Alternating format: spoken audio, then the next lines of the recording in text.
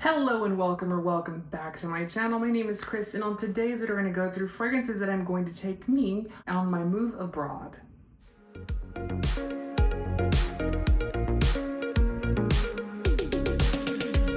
So this video is a little bit more casual, as you can see from the setting. Yes, it's very different. It's not my traditional setting where I'm sitting down. If you've noticed by the videos, I kind of have to use a green screen because of the move. There's a ton of boxes, there's a ton of things in the way, and it really doesn't let me move. It prohibits me, if you will. So I'm going to go through fragrances that I've decided to take with me. Now, some of these I'm on the fence about, but I just wanted to let you know, what would I take as a perfume collector with me on a move abroad? Because it's a big step. Yes, I have to bring them with me. Yes, I have to haul them with me. Yes, I have to pack them in boxes and pray and hope that they will not end up broken. So let's go through the ones behind me first and see which ones I'm keeping. You can see from back here, I have Yves Saint Laurent, and this is not the complete collection. I've already boxed some of them up. Baby Cat has left, Cure has left, and there's a couple of other ones that have already gone.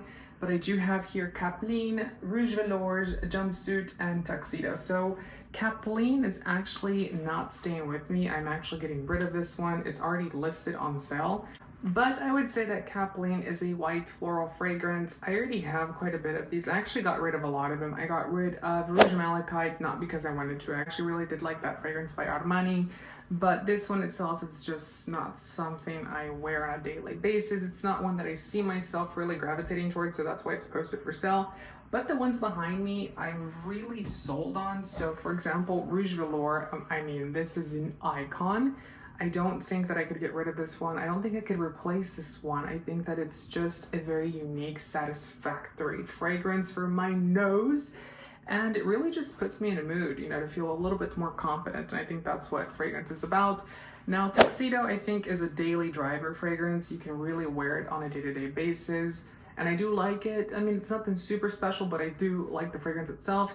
And Jumpsuit's another one that I'm on the fence about because I just can't figure out if it's worth I just don't know. It's a nice fragrance. It's a very spring-summer fragrance, but I don't know if it's unique enough, for a move and keeping it with me. But I probably will try to. If I can squeeze it in there, I will keep it. By the way, if you're not aware already, I am a Jumma Shop affiliate. So if you want to shop my top picks of fragrances, you can actually shop down below on the link provided for Jumma Shop and get discounts on fragrances. They are a credible company, and I do buy quite a bit of fragrances from them already before they even reached out to me. So they did let me create a list of fragrances that I like from their website, and those are listed down below. Next, we have Louis Vuitton, and I am actually going to keep most of these. Now, I have to say why.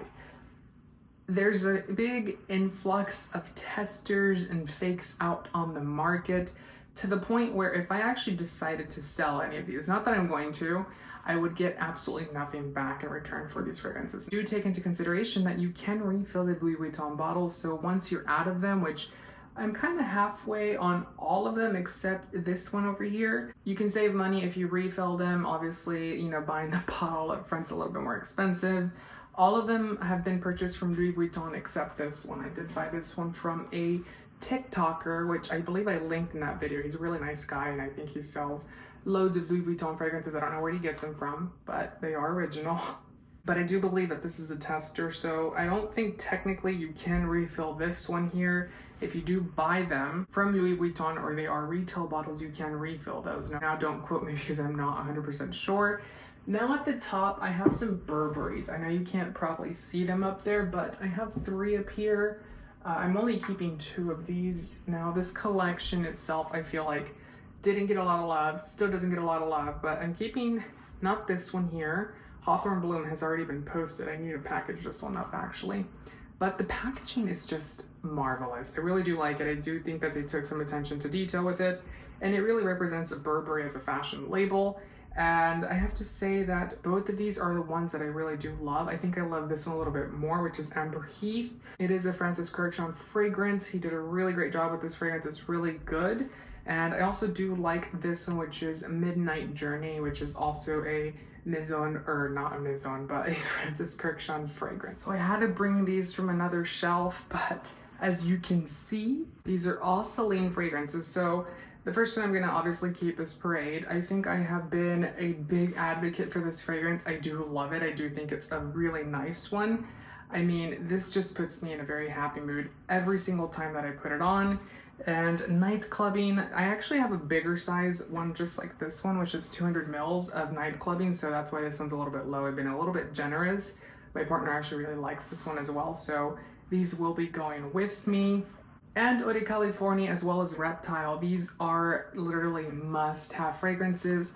I think they're very minimal and simplistic to the point where you can wear them even casual, if you will, but you can dress them up as well without trying too hard. You're not trying to impress anyone. They're just very effortless and very luxurious, if you will. So I do love them for that reason. Now, the one I'm on the fence about is this one. This was actually a birthday present, I believe, from my mom, and I really do like it, which is Cologne Celeste. It comes in a very different bottle, obviously. It doesn't have a pump. You have to take this off and then put the pump in, which is a little inconvenient if you ask me. I suppose you could use it as a splash, but then unless you wash and sanitize and exfoliate your finger or your body part that you're gonna touch the top with, you'll get dead skin particles inside of it, which I don't really care for. So I mean, this is the only Celine fragrance I've been unimpressed with. I think that it was not something I was expecting. I really wish I would have gotten Cologne Francois, which is their other cologne. It's an eau de parfum, but they call it a cologne. But I do like this one. It's just not my top favorite. I actually prefer the Chanel one. I know it's kind of hard to believe. The next one I'm going to keep, and let me put these down so I don't break anything, is Violette Violenko. I think that's how you say it. It's by Hermes. It's the Russian leather fragrance, and it also has violets in it. This just smells good. I think that every time I put it on, I smell like, I don't know if this is gonna sound really silly, but do you ever like picture a very luxurious car with like brown interior? I don't know why I think brown, but like a brown interior of a Mercedes or a Bentley, and you're just driving down a very beautiful coast. That's what this fragrance smells like to me, the interior of that car.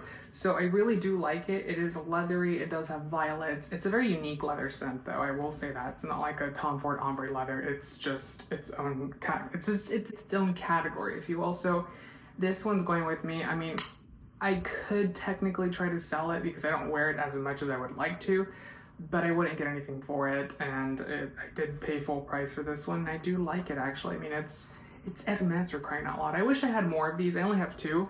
The other one I'm keeping as well because I won't get anything for it, and I do like the fragrance itself, is the Vetiver Tonka one.